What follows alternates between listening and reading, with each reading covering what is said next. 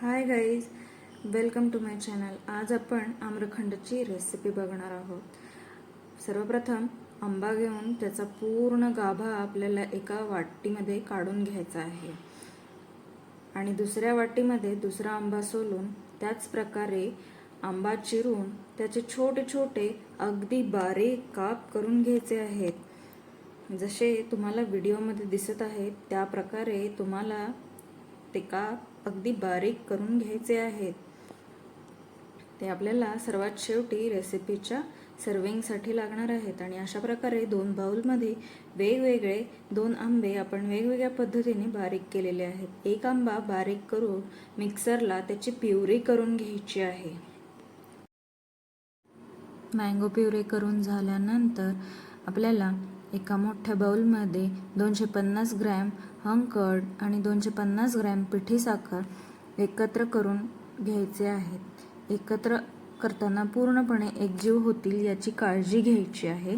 अशा पद्धतीने ते मिक्स करायचे आहेत.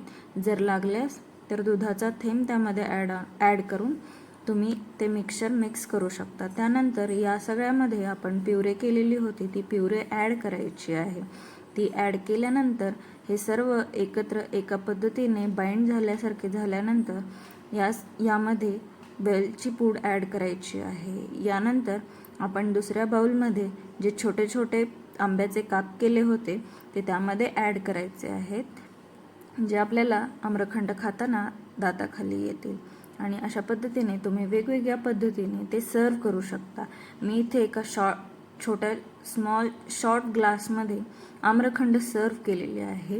तुम्ही अशा वेगवेगळ्या टाईप्सनी आम्रखंड सर्व करू शकता.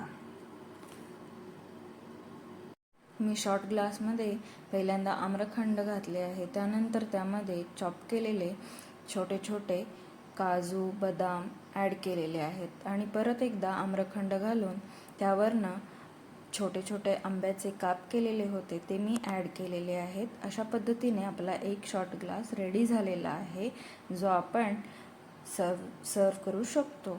त्यानंतर मी एका छोट्या बाउलमध्ये प्लेन आम्रखंड सर्व केलेले आहे आणि त्यावरती फक्त गार्निशिंगसाठी आंब्याचे काप घातलेले आहेत.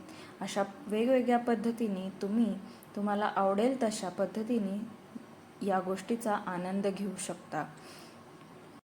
अशा या घरी बनलेल्या आम्रखंडाचा तुम्ही आस्वाद घेऊ शकता. Thank you for watching. Subscribe my channel.